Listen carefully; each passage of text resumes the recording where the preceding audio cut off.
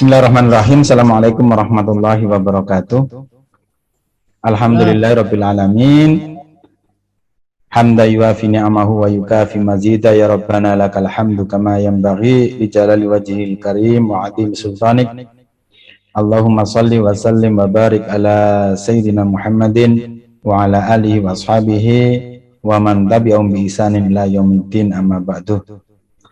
Alhamdulillah, pada kesempatan ini kita diberi kesehatan oleh Allah Subhanahu wa Ta'ala, dan tidak hanya kesehatan, diberi taufik dan hidayah, kekuatan untuk bisa memanfaatkan waktu yang kita miliki dalam pertemuan yang insya Allah kita mohonkan kepada Allah semoga senantiasa diberkahi oleh Allah Subhanahu wa Ta'ala.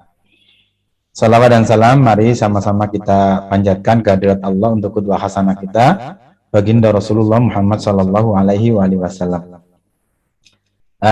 Ikhwatal iman rahimakumullah, pada kesempatan ini saya ingin mengajak merenungi beberapa ayat suci Al-Quran dan beberapa sabda Rasulullah SAW terkait dengan tema konsekuensi seorang muslim itu adalah produktif.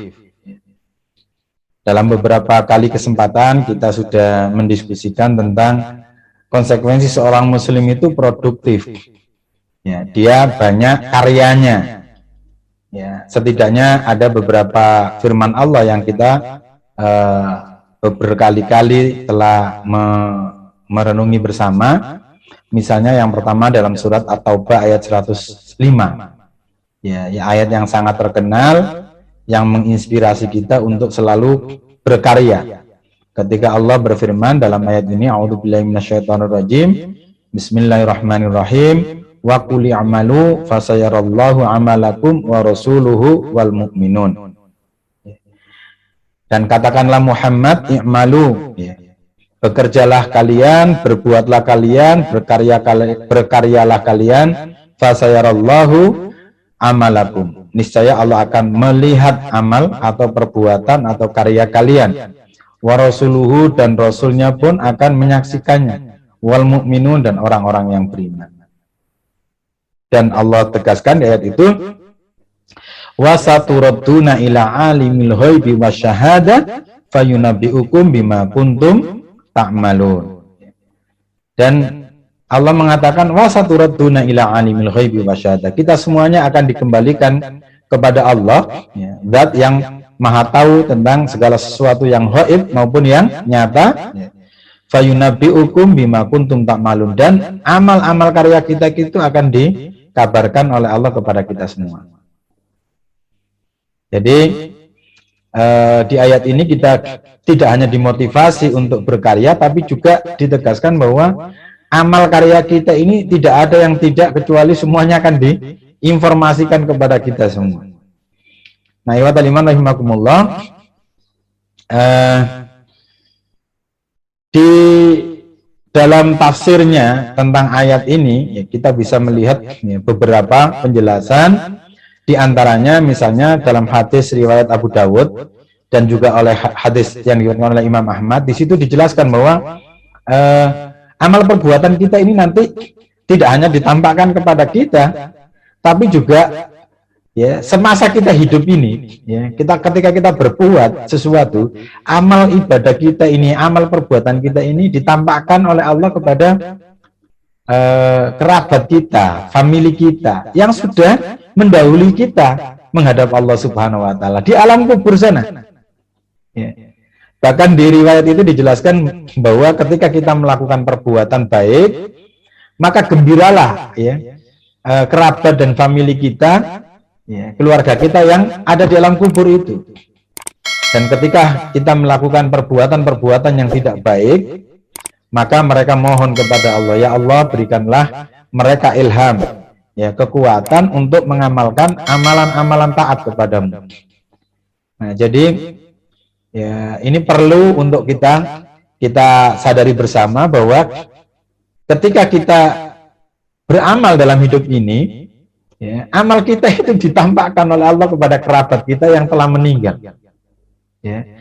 Maka itulah, ya, jangan sampai kita ini membuat sedih orang tua kita yang sudah dahulu ya menghadap Allah sekarang di alam kubur, ya, di alam barzah, gara-gara kita ini banyak berbuat amalan yang tidak baik. Ya, bikinlah mereka ini gembira di alam kuburnya, ya, dengan cara kita memperbanyak amal kebajikan. Tidak hanya di dalam surat At-Taubah ayat 105, kita juga sangat hafal tentang sebuah ayat yang sangat pendek di dalam surat Insyirah, ya. Ketika Allah berfirman, "Fa'idza faraghta fansab." Ya. Maka apabila engkau telah selesai dalam sebuah pekerjaan atau urusan, fansab, maka bersungguh-sungguhlah dalam pekerjaan yang lain. Nah, di dalam tafsirnya terkait dengan ayat ini ada banyak cerita di sana. Termasuk di dalamnya adalah yang dimaksud fa'idza faraghta fansab itu, ketika kita sedang sholat beribadah itu tidak boleh menahan membuang dua hal, membuang yang kecil maupun yang besar, ya.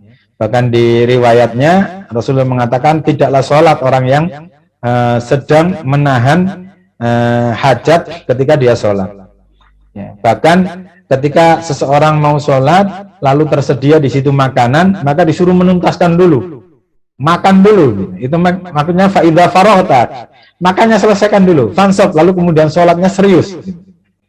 Dan dalam banyak riwayat itu menjelaskan bahwa fa'idza faraghta fansab ini kita disuruh sibuk dalam menyelesaikan urusan dunia, tetapi setelah kesibukan urusan dunia itu selesai, kita disuruh sibuk untuk menjalankan aktivitas ibadah, ya. Dan di antara riwayat yang menjelaskan tentang ayat ini adalah riwayat yang mengatakan bahwa fa'idza faraghta fansab itu, jika kita sudah selesai mengerjakan sebuah urusan, maka kita harus mengerjakan urusan yang berikutnya dengan sungguh-sungguh. Nah, dari dua ayat ini saja kita sudah tergambar betapa konsekuensi kita sebagai seorang muslim dan beriman itu ya produktif, banyak bekerja. Nah, tidak hanya itu, kalau kita lengkapi dengan surat Al-Asr yang kita hafal itu, wal asri innal insana lafi khusrin illal ladzina amanu wa amilus sholihat wa tawassaw bil haqq wa tawassaw bis sabr, maka betapa kita lihat bahwa kita harus sibuk dengan waktu yang kita miliki ini. Sibuk dengan apa? Dengan pekerjaan-pekerjaan yang tidak merugikan kita. Dan semua orang itu akan dalam kerugian kecuali mereka yang mengisi waktunya dengan dengan hal-hal yang sifatnya keimanan, dengan hal-hal yang sifatnya amal soleh, dan dengan hal-hal yang sifatnya mengajak kepada kebaikan dan yang hak serta kesabaran berdakwah. Maka kita lihat dari ayat-ayat tadi betapa konsekuensi seorang mukmin itu produktif, banyak amalnya, banyak karyanya, ya. Nah, meskipun nanti pada akhirnya hasil dari amal atau kerja atau karya itu dikembalikan kepada Allah Subhanahu wa Ta'ala. Jadi, ikhwatal iman yang dirahmati oleh Allah Subhanahu wa Ta'ala, kita sadari dengan sesadar-sadarnya bahwa ketika kita menyatakan Islam dan mukmin, maka konsekuensinya adalah produktif. Dari ayat-ayat tadi menggambarkan bahwa ketika kita ini menjadi muslim dan mukmin, maka harus berkarya terus-menerus. Ketika kita ini menjadi seorang muslim dan mukmin, maka kita harus berbuat terus-menerus. Ya, seolah tidak ada waktu yang terbuang, semua waktu harus terisi. Bahkan, ya, kalau kita rangkum ayat-ayat tadi tentang aktivitas itu, maka waktu kita habis terpakai untuk sebuah karya dan banyak karya. Disitulah kemudian, ya, akhirnya kita berbicara tentang waktu yang tersedia tidak mencukupi atas hal-hal yang harus kita kerjakan. Ya. Istilah dalam bahasa Arabnya adalah al-wajibat, ya, kewajiban-kewajiban itu aktaru minal awqat, lebih banyak dari waktu yang tersedia. Itu ketika kita hanya bicara sebagai seorang muslim, sebagai seorang mukmin secara individu.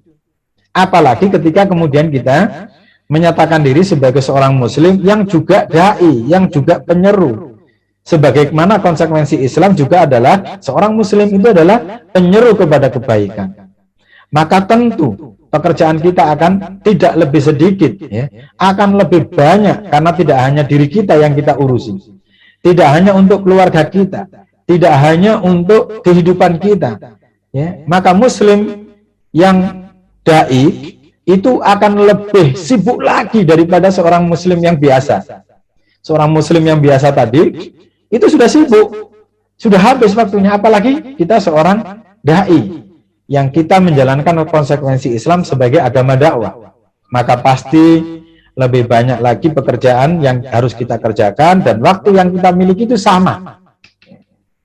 Nah, ikhwatal iman rahimakumullah, maka poin yang ingin saya ajak merenungkan bersama, konsekuensi dari banyak karya itu apa? Lah ini yang perlu kita sadari bersama.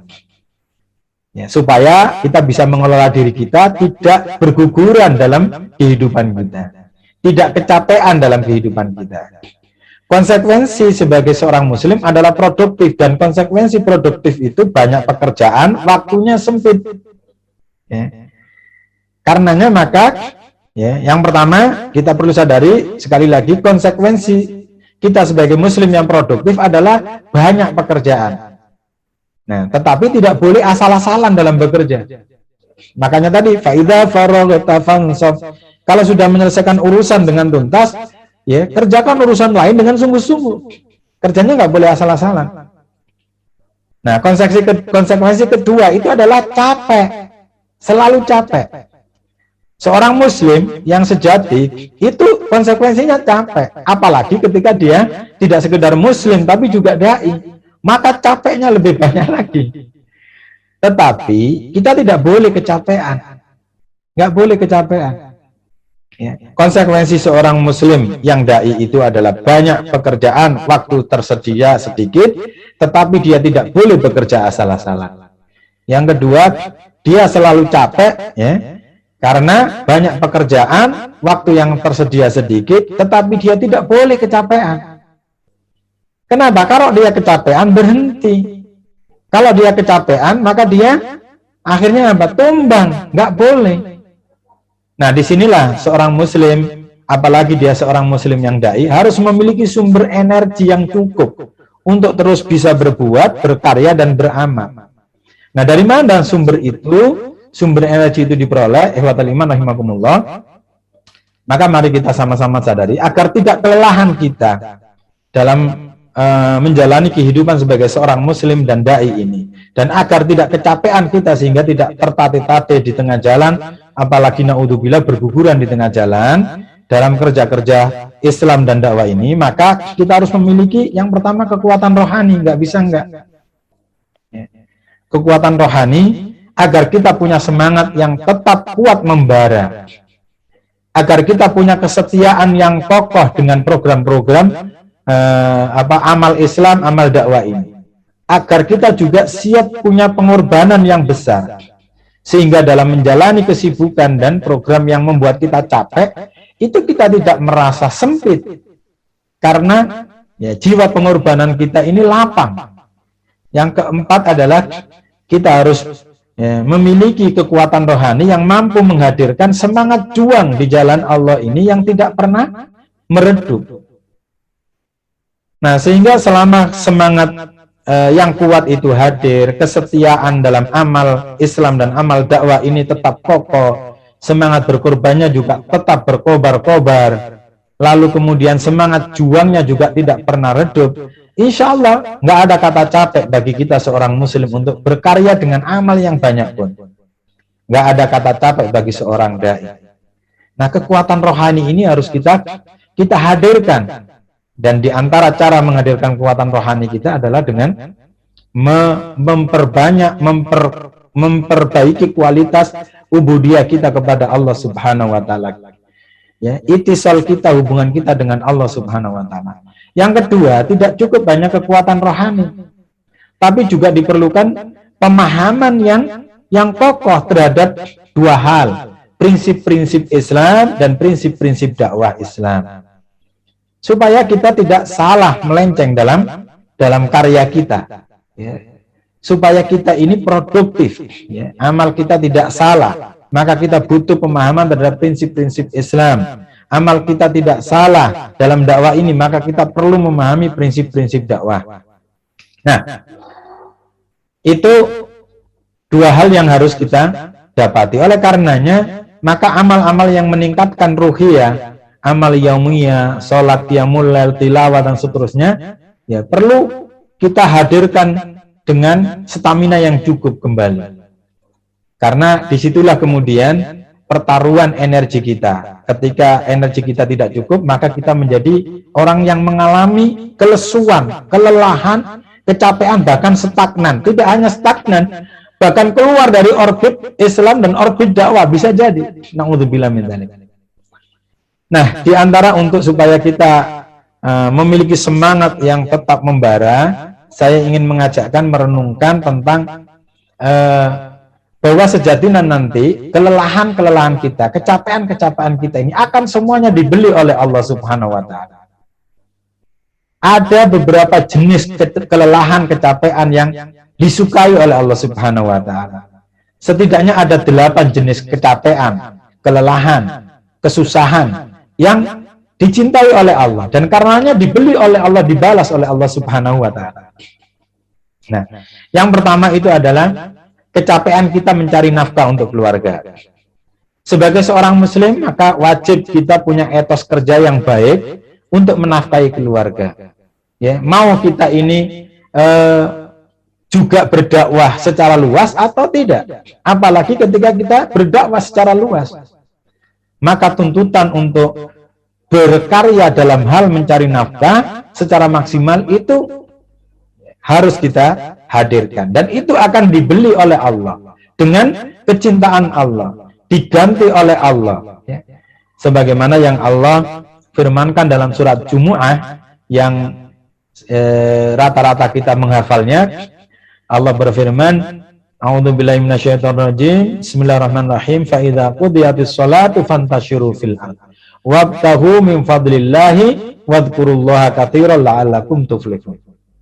Ada kalanya memang kita ini harus bersimpuh di hadapan Allah, sholat, tilawah, qiyamul lail, zikir. Tetapi setelah itu jangan lupa kita punya kewajiban menafkahi keluarga. Fantashiru fil ardi wabtaghu min fadlillah. Ya. Bahkan dalam sebuah riwayat hadis diceritakan, ya, suatu ketika ada seorang laki-laki melintas, ya, di samping Rasulullah dengan para sahabatnya. Lalu, ya, orang yang liwat ini dikenal sebagai orang yang sangat pekerja keras. Ya.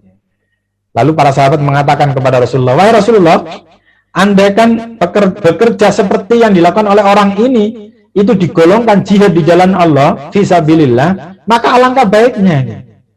Jadi seolah ada persepsi bahwa urusan pekerjaan ini bukan dalam hal pekerjaan yang dicintai oleh Allah gitu. Nah, maka mendengar ungkapan itu Rasulullah segera menjawab, kalau ia bekerja untuk menghidupi anak-anaknya yang masih kecil-kecil, maka ya fahuwa fisabilillah, maka dia di jalan Allah, jihad di jalan Allah. Kalau kemudian ia ini bekerja keras untuk menghidupi kedua orang tuanya yang sudah lanjut usia, maka fahuwa fisabilillah, dia juga berjuang di jalan Allah. Kalaupun ia itu bekerja untuk kepentingan dirinya sendiri, agar tidak meminta-minta, agar tidak membuat dia menjadi tidak terhormat karena menggantungkan kehidupannya kepada orang lain, maka fahuwa fisabilillah, dia juga sedang berada dalam perjuangan di jalan Allah. Nah, jadi lelah kita, ya, jangan lupa, ya, kita boleh sibuk dalam berdakwah, tapi jangan lupa kita juga harus sibuk mencari nafkah untuk keluarga kita. Karena apa? Harus kita pahami lelah kita membagi waktu untuk dakwah dan untuk mencari nafkah ini adalah, ya, lelah untuk berjuang di jalan Allah. Bahkan ada sebuah riwayat. Nah, riwayat ini ada 2 versi. Satu menceritakan tentang orang yang tukang batu. Satunya menceritakan tentang orang yang pekerja di ladang, ya, menggunakan cangkul. Nah, suatu ketika Rasulullah melewati orang ini, lalu kemudian melihat tangan mereka ini melepuh-melepuh, kasar dan melepuh.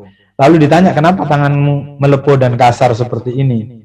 Maka dia katakan bahwa, ya Rasulullah, aku ini pekerja ladang yang kemudian harus mengolah ladang ini dan harus menggunakan cangkul. Dengan cara ini saya bekerja menafkahi keluarga saya, maka karena itulah tangan saya melepuh. Ya. Yang versi tukang batu itu, ya Rasulullah, saya ini tukang batu. Kerjaan saya adalah memecah batu, dan batu-batu yang sudah saya pecah ini saya akan jual ke pasar. Dari itulah saya menafkahi keluargaku. Karenanya tanganku ini melepuh kasar. Maka apa yang dilakukan oleh Rasulullah mendengar penjelasan orang ini, hadhihi yatun la tamassaha annaru abadan. Jadi inilah tangan yang selamanya tidak akan tersentuh oleh api neraka, ya, dan dicium oleh Rasulullah SAW. Dalam banyak riwayat tidak ada cerita Rasulullah mencium tangan, ya, seseorang, bahkan termasuk pejabat tinggi pun nggak pernah ada yang dicium oleh Rasulullah tangannya. Nah, ihwatal iman rahimakumullah, kelelahan kita mencari nafkah yang sungguh-sungguh, ya, itu adalah jaminannya surga. Ya. Jadi jangan khawatir kita lelah ngurusi dakwah, lelah juga mencari nafkah, semuanya akan diganti oleh Allah Subhanahu wa taala dengan surganya. Nah, ini penting. Jangan sampai kemudian kita merasa, wah, ini saya nggak ada waktu, sudah tak ngurusi dakwah saja, mencari nafkah ditinggalkan, atau sebaliknya. Tidak demikian yang dicontohkan oleh Rasulullah dan para sahabat yang mulia.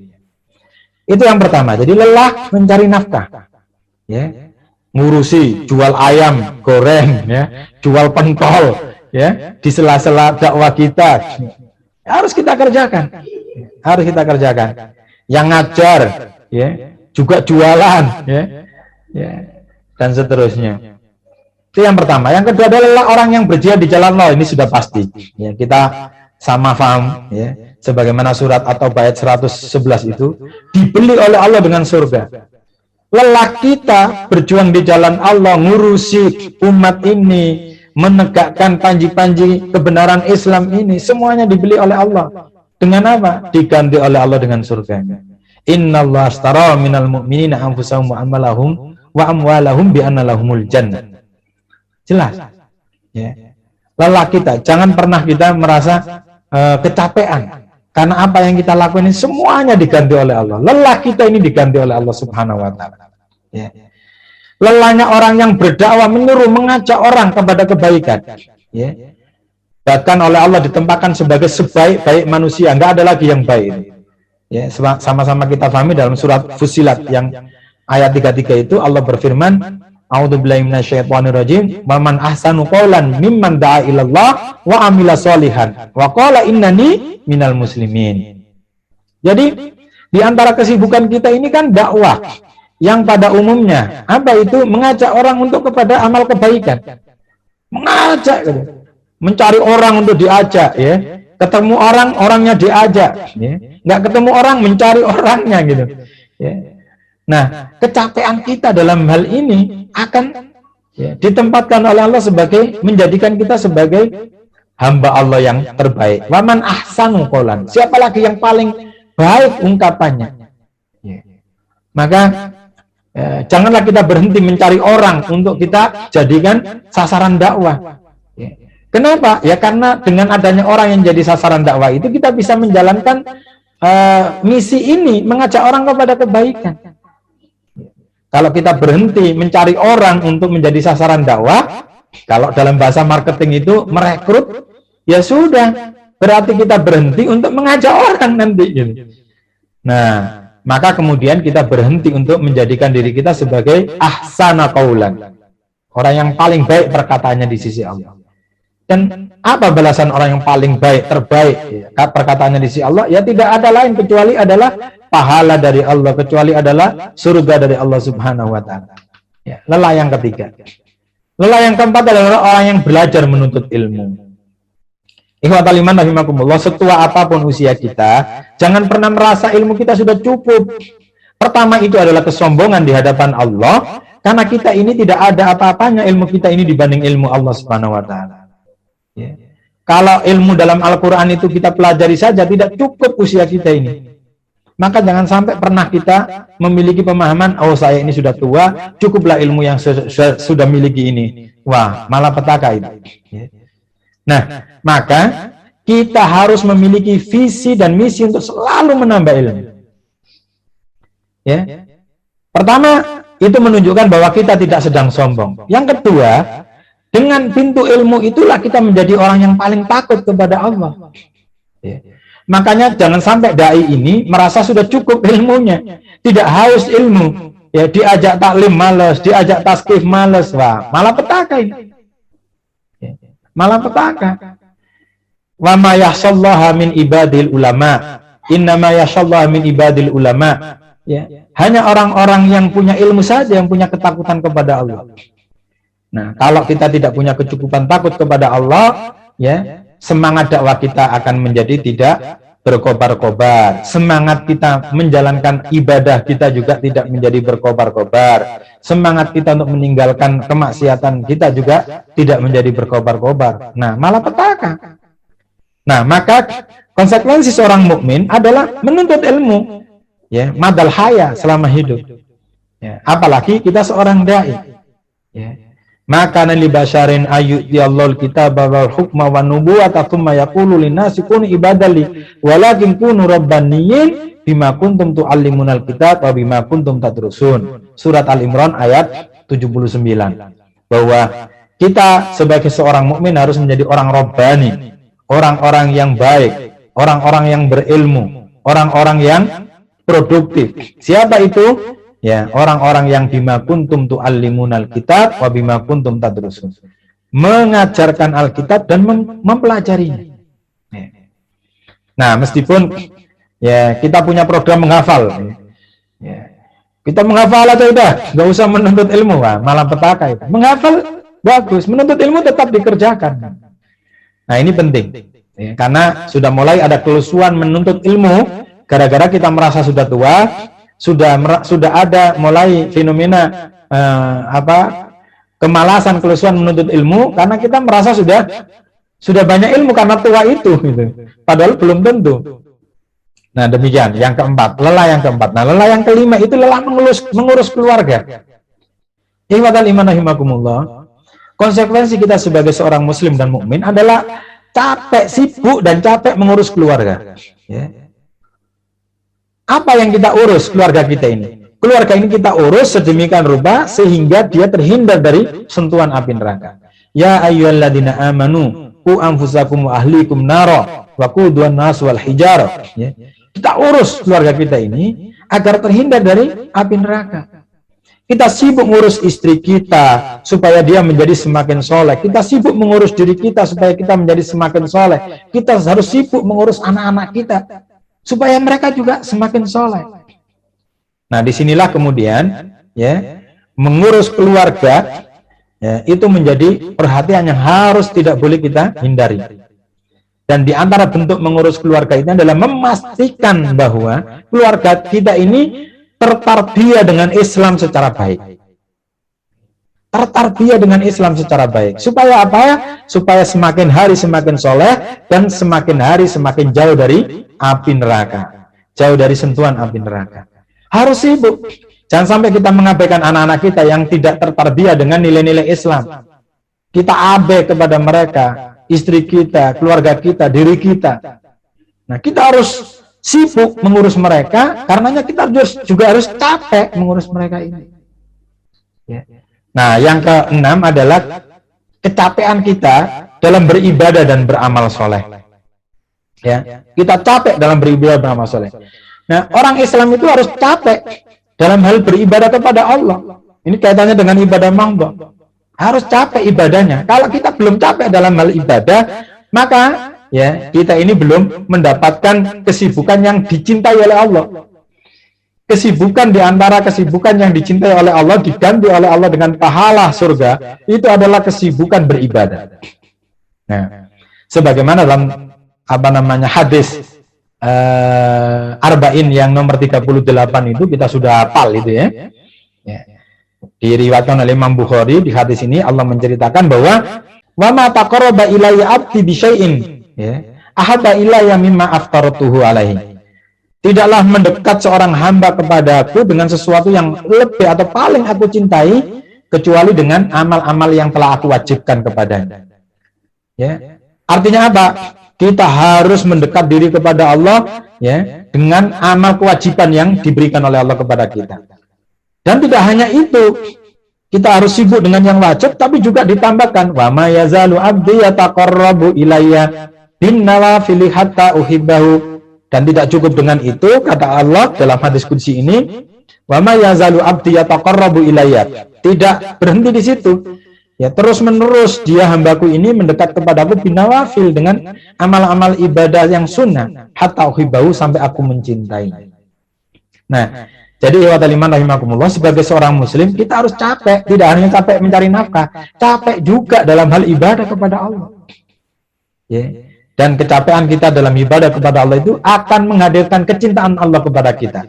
Dan ketika Allah mencintai kita itu, ada 3 hal yang kita peroleh. Allah membimbing hidup kita. Yang kedua, Allah memenuhi permintaan kita. Yang ketiga, Allah melindungi ketika kita berada dalam kesulitan atau ancaman yang karenanya kita mohon perlindungan kepada Allah Subhanahu wa taala. Yang ketujuh adalah lelah orang yang mengandung, melahirkan dan menyusui. Ini penting bagi ummahat, ya, bagi akhwat, bagi muslimah. Karena di era zaman sekarang ini tidak sedikit seorang muslimah yang enggan untuk kemudian mengandung, untuk kemudian melahirkan, untuk kemudian menyusui. Ya, sehingga cenderungnya tidak mau ingin punya anak. Ya, ini penting. Ya, Allah berfirman dalam surat Luqman ayat 14 itu, wa wasainal insana biwalidayhi hamalathu ummuhu wahnan ala wahnin wa fisaluhu fi ma'anaini anishkurli wali walidayka ilayyal masir. Ya, betapa kelelahan seorang ibu yang mengandung, melahirkan, mengurus, menyusui, ya, membesarkan sampai akhirnya mendapat posisi yang sangat-sangat terhormat di sisi Allah, ya. Sehingga setiap kita itu diperintahkan oleh Allah anishkurli wali walidayka, ya. Untuk apa? Bersyukur kepada Allah dan bersyukur kepada orang tua kita. Ya. Jadi kita bersyukur itu kepada Allah dan disandingkan perintah bersyukur kepada Allah dengan orang tua yang telah melahirkan kita, mengandung kita. Ya. Jadi lelah kita ini untuk para ummahat yang sudah mulai ya tidak tertarik untuk kemudian hamil, tidak tertarik mengurus anak, tidak tertarik untuk melahirkan. Ingat, ya, gara-gara kita ini melahirkan, mengandung, itulah kemudian Allah memposisikan kita sederajat dengan Allah untuk disyukuri. Nah, apalagi ya ketika kita lihat beberapa hadis, ya, ada beberapa hadis diantaranya adalah hadis yang diriwayatkan oleh Imam Ahmad. Ya. Jadi ketika sahabat itu ditanya, ada sahabat ditanya oleh Rasulullah, siapa syahid itu, syuhada itu, orang yang mati di jalan Allah, orang yang mati di medan juang. Maka kata Rasulullah, ya, syuhada ummati idzan qalil, kalau begitu sedikit. Ya, syuhada itu tidak begitu. Syuhada itu banyak, ya. Al-qatlu fi sabilillah azza wa jalla syuhada. Ya. Orang yang mati di jalan Allah menegakkan nilai-nilai Allah, ya, maka dia adalah syuhada. Ta'un wa ta'unu syuhada, orang yang mati karena ta'un itu syuhada, syahid. Wal haraku syuhada, orang yang mati tenggelam syuhada. Wal batnu syuhada, orang yang mati karena sakit perut, ya, itu syuhada. Ya. Wan nufasa ya juruha waladuha ya bisururihi. Dan orang yang mati karena nifas, ya, karena melahirkan itu, dia akan ditarik masuk surga oleh anaknya dengan pusarnya itu. Ya. Ada hadis juga yang meriwayatkan bahwa syuhada, ya, asyhada sab'un. Jadi orang yang mati syahid itu ada 9 macam. Ya, yang pertama tujuh macam. Al-qatlu fi sabilillah, mati di jalan Allah. Ya, kemudian al-mat'un, ya, orang yang mati karena taun, ya, wabah, ya. Wal haraku syahid, ya, orang yang tenggelam juga syahid. Wa sahibu dzatil jambi asyahid, ya. Jadi apa tadi? Orang yang tenggelam syahid, orang yang mati karena ada luka parah itu juga syahid, ya. Wal mabtunu syahid, orang yang tadi sakit perut juga syahid. Wa sahibatul harid asyahid, ya. Orang yang mati terbakar juga syahid. Walladzi yamutu tahtal hadm syahid. Orang yang mati karena tertimpa benda, ya, benda besar itu juga syahid. Wal mar'atu tamutu bijam'i syahid. orang perempuan yang mati sementara di dalam perutnya ada janin, itu dia syahid. Nah, lelah kita, ini penting untuk diingatkan kembali, lelah kita dalam mengandung, lelah kita dalam mengurus anak, lelah kita dalam melahirkan, ya, itu jaminannya adalah syahid di sisi Allah Subhanahu wa taala. Yang terakhir, ikhwatal iman rahimakumullah, adalah lelah orang yang dalam kesusahan dan sakit. Ya. Walanabluwannakum bisyai'im minal khaufi wal ju'i wa naqsim minal amwali wal anfusi was samarat wa basyiris sabirin. Tetapi syaratnya dia sabar. Orang susah, orang sakit, kalau dia sabar, wa basyiris sabirin, berita gembira bagi mereka. Ya. Karena itu adalah ujian dari Allah Subhanahu wa taala. Maka kita ada kalanya sakit, karena sakit itu kita kelelahan ngurus sakit kita. Ya. Ada kesusahan, kita dalam kondisi sempit. Ya, kita juga akhirnya sibuk di situ menyelesaikannya, maka itu adalah berita gembira dari Allah balasannya. Ya, Rasulullah SAW pun pernah bersabda, setiap musibah yang menimpa seorang mukmin, baik berupa wabah, rasa lelah, penyakit, rasa sedih, sampai kekalutan hati, ya, misalnya hati kita kalut, ya, kata Rasulullah, pasti Allah menjadikannya pengampun dosa-dosanya. Ya. Maka akhirnya apa? Seluruh kesibukan kita ini adalah diganti oleh Allah Subhanahu wa taala. Dibeli oleh Allah dengan surganya, diganti oleh Allah dengan pengampunan dosa-dosanya, dan seterusnya dan seterusnya. Oleh karenanya, ikhwatal iman rahimakumullah, sebagai penutup saya ingin menegaskan bahwa kita sebagai muslim, apalagi seorang dai, maka konsekuensinya adalah sibuk. Dan kita karena sibuk, konsekuensinya adalah capek dan lelah. Dan jangan khawatir, jangan pernah kita berpikir berhenti dari kecapean dan kelelahan, lalu futur, ya, dari semangat kemudian tidak semangat, dari bergerak tidak bergerak, ya, bahkan meninggalkan ladang dakwah ini, ya, karena sesungguhnya semuanya itu akan diganti oleh Allah Subhanahu wa taala. Ya. Maka mudah-mudahan kita semuanya ini punya energi yang cukup untuk melewati waktu-waktu kita dengan kesibukan-kesibukan yang luar biasa banyak ragamnya itu, dan jadilah kita orang-orang sibuk tetapi tidak menjadi orang yang kecapean, tidak menjadi orang yang kelelahan, sehingga dengan kesibukan kita semua itu Allah mengumpulkan kita semua di surganya kelak. Allahumma amin. Aku qouli hadza fastaghfirullah li wa lakum billahi taufiq wal hidayah wa ridha wal inayah wallahul muwaffiq ila aqwamit thoriq. Wassalamualaikum warahmatullahi wabarakatuh.